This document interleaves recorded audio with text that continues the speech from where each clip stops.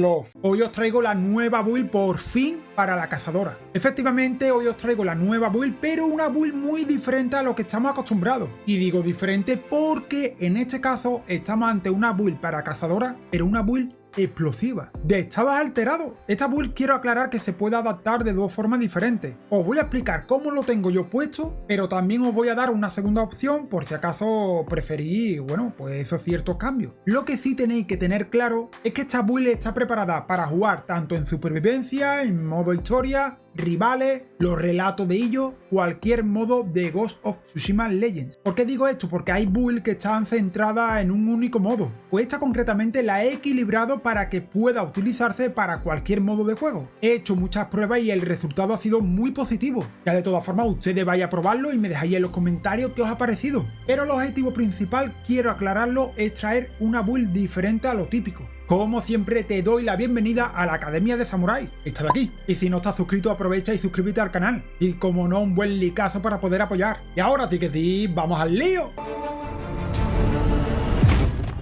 Bueno, antes que nada vamos a hablar un poco de los pros y de los contras, para que luego la gente no se me eche encima diciendo Ataru, ¿que esto qué pasa? Bueno, ¿qué pasa? No, mira el vídeo y te enterarás. Vamos a empezar primero por las contras, que esta build no utiliza la habilidad definitiva como algo esencial, estaría como algo de apoyo, pero no sería el punto principal para esta build. Y como pro, tenemos una build muy enfocada a los estados alterados, como por ejemplo en este caso el fuego. Ese sería, digamos, el punto fundamental para esta build, lo que vamos a potenciar. Dicho esto, vamos a comenzar ahora con las técnicas. Como siempre, ojos de Uchizune, que eso siempre va a estar ahí. Tenemos también como habilidad de clase flecha explosiva. Y esta habilidad de clase también vamos a potenciarla gracias a ciertos atributos. Ahora quiero pararme aquí un segundo porque he comentado al principio que había dos variantes para esta build. La primera os comento que va a utilizar 3 legendarios. Sí, 3 legendarios. Es la primera vez que escucharéis 3 legendarios. Bueno, pues se puede. De hecho, lo estoy utilizando y viene muy bien. La segunda variante es con 2 legendarios. En ese caso, si vais a utilizar 2 legendarios, os recomiendo que en esta primera ventaja 1 cambiéis esta ventaja de legendario y en su caso vamos a poner verdugo. Como ventaja 2 vamos a poner maestría de estados alterados. Viene estupendamente para esta clase de build porque aumenta el daño de los estados alterados un 25%. Y por último vamos a utilizar la ventaja 3 legendario. Muchos de vosotros me diréis que por qué no utilizo mirada ardiente, porque mirada ardiente solamente se puede emplear cuando utilicemos ojos de Uchizune, que sí que es cierto que vamos a utilizarlo muy rápidamente, pero haciendo varias pruebas pues no lo veía tan efectivo como yo pensaba, por lo que me quedaré con un legendario. Estas serían las técnicas que vamos a utilizar.